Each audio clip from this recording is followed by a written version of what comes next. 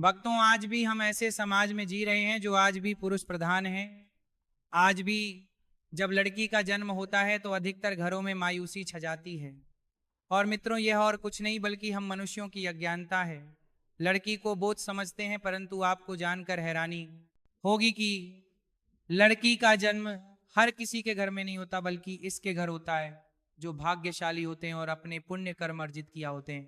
और आज हम आपको यही बताने जा रहे हैं कि भगवान कैसे घरों को लड़की का जन्म देने के लिए चुनते हैं और वो कौन से पुण्य कर्म है जिसकी वजह से कोई भी इंसान बेटी का माया आप बनता है। नमस्कार भक्तों, रोहिणी ज्ञान सागर चैनल पर आप सभी का स्वागत है। अगर आप भी भगवान श्री कृष्ण के भक्ति हैं तो कमेंट में जय श्री कृष्ण जरूर लिखें। तो चलिए शुरू करते हैं आज की प्रस्तुति। भक्तों, भगवान श्री कृष्ण से अर्जुन पूछते हैं कि माधव, किन कर्मों के कारण किसी के घर पुत्री धन की प्रताप होती है, अर्थात कैसे घरों में बेटियों का जन्म होता है। तब श्री कृष्ण अर्जुन से कहते, अगर किसी के घर बैठे ही भाग्य अच्छे होते हैं तो बिटिया सौभाग्य से, और जो भी स्त्री या पुरुष अपने पूर्व जन्म में पुनः कार्य अर्जित किया होते हैं उन्हें ही एक बेटी के माता पिता होने का सौभाग्य प्राप्त होता है। बेटियों को जन्म के लिए उन्हें घरों को चुनाव जाता है जो बेटियों का भर सहन कर रहा है सके, क्योंकि तीनों लोगों में स्त्री अर्थात बेटियां ही ऐसी होती हैं जिसका भर हर कोई सहन नहीं कर सकता। वह बेटियां ही होती हैं जो इस सृष्टि को निरंतर चलती है मां होने के लिए अपना सर्वस्व निछावर कर देती हैं। अर्जुन पर जिस दिन इस सृष्टि में बेटियों का जन्म लेना रुक जाएगा उसे दिन धीरे धीरे इस दृष्टि का अंत हो। भगवान श्री कृष्ण के इन बटन पर गौर किया जाए तो उनका कहा बिल्कुल सही है, क्योंकि बेटियां अगर नहीं होगी तो किसी का भी वह अंश आगे नहीं बढ़ सकता। दोस्तों, आपने भी कई लोगों को कहते सुना होगा कि जी घर में बेटी का जन्म होता है वह घर स्वर्ग के समाज होता है, क्योंकि बेटा तो केवल एक कल को रोशन करता है, बेटियां तो दो कोलों को रोशन करती हैं। माता पिता के घर वो बेटी के रूप में अपने उत्तरदायित्व का निर्वहन करती है, तो ससुराल आकर एक बहू के रूप में सारे कर्तव्यों का पालन पुर करती है।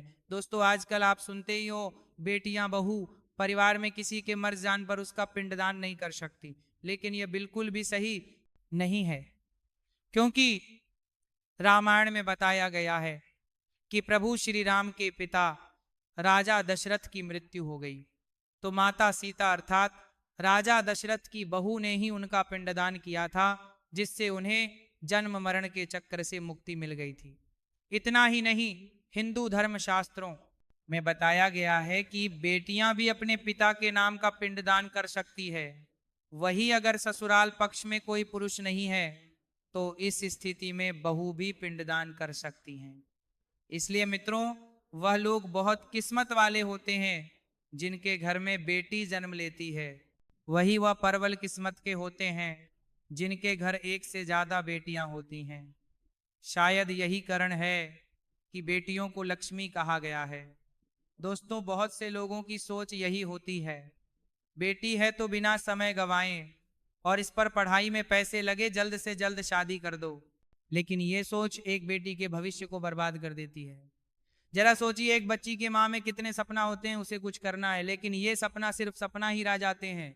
इसलिए अपनी बेटियों को सपना पूरे करने देना चाहिए, उन्हें जीवन में हर वह खुशी दे जो उन्हें मिलनी चाहिए। एक बेटे से ज्यादा एक बेटी हमेशा अपने माता पिता के लिए सोचती है। माता पिता को प्यार और अपनापन बेटी ही दिखा सकती है। बेटी के जन्म को एक जश्न की तरह मानना चाहिए। माता पिता को बेटी को हमेशा एहसास दिलाना चाहिए कितनी खास ये बेटी है। मित्रों, बेटी कभी भी आप पर बोझ नहीं होती, वह सिर्फ अपनी और अपने परिवार की किस्मत बनाने के लिए जन्म लेती है। एक कथा के अनुसार दो मित्र लंबे समय के बाद एक दूसरे से मिले। एक दोस्त ने दूसरे से उसका हाल पूछा, तो जवाब में उसने कहा कि मेरे हाल तो एकदम बढ़िया है, और वो भी क्यों ना, मेरे दो बेटे जो हैं। तभी वो अपने दोस्त से पूछता कि तेरे घर में कितने बच्चे हैं। दोस्त खुशी साथ बताता है कि मेरे घर में दो बेटियां हैं। उसका दोस्त भगवान का शुक्रिया अदा करता हुआ कहता है कि मैं धनिया हूं, मेरे घर बेटियां नहीं। यह सुनकर पिता की आंखों में आंसू आ गए। तभी उसकी बेटी पिता के मित्र से कहती हैं कि अंकल, भगवान हमेशा भाग्यवान को ही बेटी देते हैं, कभी गरीब को बेटी के रूप में माता लक्ष्मी नहीं देते, भगवान इसको पुत्री का सुख देते हैं जिसके अंदर पालने की सामर्थ्यता होती है, जो गरीब होकर भी अपनी बेटी को पाल सकता है। एक बार स्वामी विवेकानंद वैष्णव देवी की सीढ़ियां चल रहे थे, बगल से एक किसान अपनी बेटी को कंधे पर बिठा चढ़ाई चढ़ रहा था। तभी स्वामी विवेकानंद ने कहा कि बाबा, आपकी बेटी का बोझ आपको ग्रहा होगा, इसको मैं उठा लेटूं और माता वैष्णो के दरबार तक ले चला हूं सबके सामने। स्वामी विवेकानंद से कहा कि बेटी कभी भी आपके कंधे पर बोझ नहीं होती, बेटियां अगर आपके कंधे पर हो तो वह हर बोझ को हल्का कर देती है। मित्रों, बेटियां कभी भी धन की भूखी नहीं होती, जो सिर्फ मांग और सम्मान की भूखी होती है।